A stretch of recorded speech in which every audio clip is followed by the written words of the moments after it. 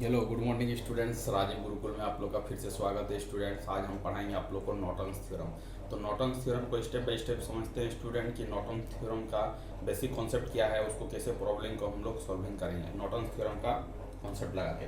तो देखिए स्टूडेंट, ये आपका क्या है, VS है, यहाँ पर एक रेजिस्टेंस है R1 है, ये आपका R2 है, ये आपका R3 है, ये आपका RL है, और ये लोड है, लोड कनेक्टेड है, और ये आपका क्या IL है। तो सबसे पहले स्टूडेंट आपका नॉर्टन्स थ्योरम का अप्लाई कैसे करेंगे, तो सबसे पहले समझते हैं ये आपका A और B टर्मिनल है, ठीक है।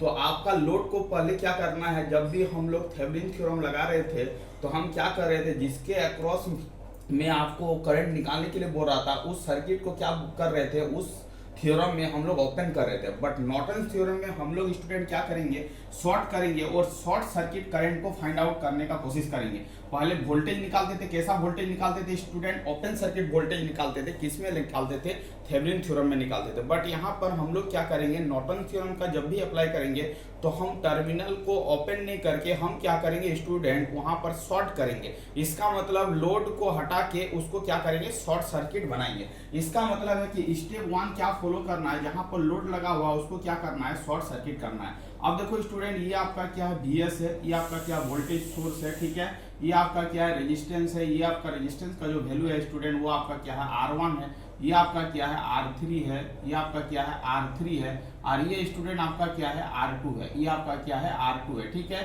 अब हम पहले जो थेवेनिन थ्योरम लगा रहे थे तो पहले क्या कर रहे थे, हम लोग ओपन कर रहे थे, बट नॉर्टन थ्योरम लगा रहे हैं तो नॉर्टन थ्योरम का खासियत ये है कि लोड टर्मिनल को क्या करना है, शॉर्ट करना है। तो ये आपका B है और ये आपका क्या है, AB है, और इस करंट को हम लोग क्या बोलेंगे स्टूडेंट, ISC, मतलब क्या हो गया, short circuit current. Short circuit current को हम लोग फाइंड आउट करेंगे। तो सबसे पहले स्टूडेंट शॉर्ट सर्किट करंट को कैसे फाइंड आउट करेंगे, तो सबसे पहले हम देखते हैं कि इसका मेन करंट को हम कैसे फाइंड आउट करेंगे। ये आपका स्टूडेंट यदि I करंट है तो पहले I करंट को हम फाइंड आउट करने का कोशिश करते हैं। अब देखो स्टूडेंट, यदि I करंट को निकालना है तो R2 और R3 का कनेक्शन कैसा होगा, क्योंकि शॉर्ट हो गया है, इसका मतलब R2 और R3 का कनेक्शन कैसा होगा, पैरेलल होगा।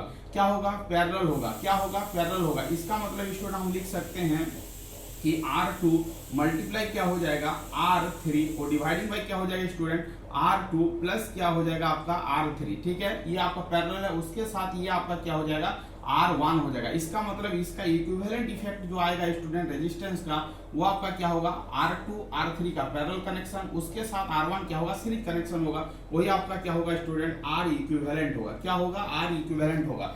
अब देखो स्टूडेंट, यदि हम R इक्विवेलेंट यदि फाइंड आउट कर लिए हैं इस सर्किट का, तो ध्यान दो कि ये आपका क्या है स्टूडेंट, ये आपका सर्किट है, ये आपका क्या VS है, और ये आपका क्या है, ये आपका R इक्विवेलेंट निकाल चुके हैं पूरा इसका, ये आपका R इक्विवेलेंट है। तो ये आपका क्या हो गया, इस तरह का कनेक्शन हो गया स्टूडेंट। अब यदि हम लोग I निकालना चाहते हैं स्टूडेंट, यदि I निकालना चाहते हैं तो आप ही बताओ कि I इक्वल टू क्या हो जाएगा, तो आप बताओगे कि I इक्वल टू हो जाएगा सर VS डिवाइडिंग बाई क्या हो जाएगा आपका R इक्विवेलेंट, और R इक्विवेलेंट का जो वैल्यू है स्टूडेंट वो R2 मल्टीप्लाई क्या हो जाएगा आपका R3, और क्या हो जाएगा आपका R2 प्लस क्या हो जाएगा आपका R3, और क्या हो जाएगा स्टूडेंट, R1 हो जाएगा। इसका मतलब आप I अमाउंट ऑफ करंट को क्या कर लियो, फाइंड आउट कर लियो स्टूडेंट, कोई दिक्कतदारी नहीं है। अब देखो स्टूडेंट, यदि I अमाउंट ऑफ करंट को यदि फाइंड आउट कर लिए हो तो ये आपका I वैल्यू निकल चुका है। और यदि आपसे कोई पूछे कि I शॉर्ट सर्किट करंट को फाइंड आउट करो, तो R2 के अक्रॉस में जितना करंट होगा स्टूडेंट वही आपका क्या होगा, शॉर्ट सर्किट करंट होगा।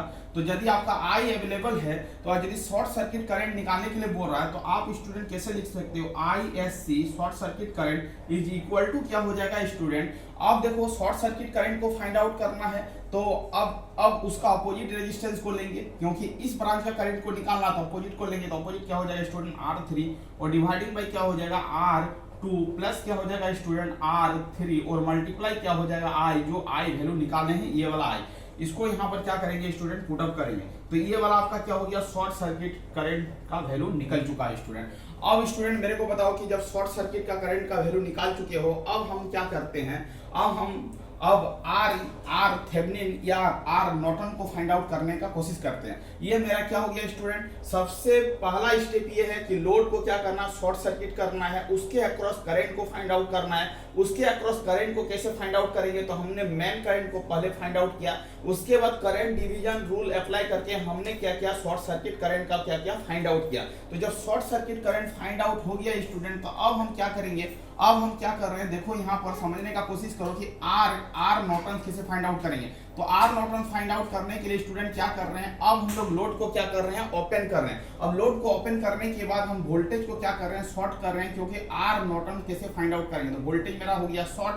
अब देखो स्टूडेंट आर नॉर्टन कैसे फाइंड आउट करेंगे या आर थेवेनिन, तो आर नॉर्टन को फाइंड आउट करने के लिए स्टूडेंट हम क्या करेंगे, देखो ध्यान दो। तो अब देखो R1 और R3 का कनेक्शन कैसा हो गया, ये आपका पैरेलल हो गया, इसका मतलब R1 गुना क्या हो जाएगा R3 और डिवाइडिंग बाय क्या हो जाएगा स्टूडेंट R1 प्लस क्या हो जाएगा R3 और उसके साथ R2 क्या है आपका सीरीज में है, तो इसका मतलब ये हो गया। तो नॉर्टन्स इक्विवेलेंट रेजिस्टेंस आपका फाइंड आउट हो गया, शॉर्ट सर्किट करंट आपका फाइंड आउट हो चुका स्टूडेंट। अब आप प्रॉब्लम को कैसे सॉल्विंग करोगे, आप ध्यान दो। तो अब ये सर्किट को नॉर्टन्स इक्विवेलेंट सर्किट में कन्वर्ट करना है, तो आपका करंट सोर्स फाइंड आउट हो चुका है, तो इसको लिखते हैं ISC मतलब शॉर्ट सर्किट करंट स्टूडेंट। अब देखो ये आपका क्या हो गया स्टूडेंट, RN हो गया, ये आपका क्या हो गया, नॉर्टन्स इक्विवेलेंट रेजिस्टेंस आप फाइंड आउट कर लियो RN। और अब जब लोड को आप ओपन किए थे, अब आप लोड को क्या करोगे, यहाँ से कनेक्टेड करोगे, ये आपका क्या हो जाएगा स्टूडेंट, RL हो जाएगा। अब यदि आपसे पूछ रहा है कि RL के क्रॉस में IL निकालने के लिए स्टूडेंट बोलो, तो IL इज इक्वल टू क्या हो जाएगा, ऑपोजिट रेजिस्टेंस, ये हो जाएगा आपका RN और आपका क्या हो जाएगा RL प्लस क्या हो जाएगा RN और इनटू क्या हो जाएगा ISC। इसका मतलब ये आपका क्या हो जाएगा, करंट निकल जाएगा, लोड का करंट फाइंड आउट हो जाएगा, क्योंकि आपका शॉर्ट सर्किट करंट निकल चुका है। शॉर्ट सर्किट करंट निकलने के बाद IL का वैल्यू निकालना है, तो IL का वैल्यू निकालना तो उसका ऑपोजिट रेजिस्टेंस को लेके dividing by RL plus RN multiply क्या होगा ISC, यही आपका क्या हो जाएगा स्टूडेंट IL हो जाएगा। तो यही कॉन्सेप्ट का अप्लाई करके आपको क्या करना है, नॉर्टन थ्योरम का प्रॉब्लम को सॉल्विंग करना है। थैंक यू स्टूडेंट, वीडियो को यहीं पर एंड करते हैं। आप यदि चैनल में नए आए तो चैनल को क्या कर लेना है, सब्सक्राइब कर लेना है। Thank you student.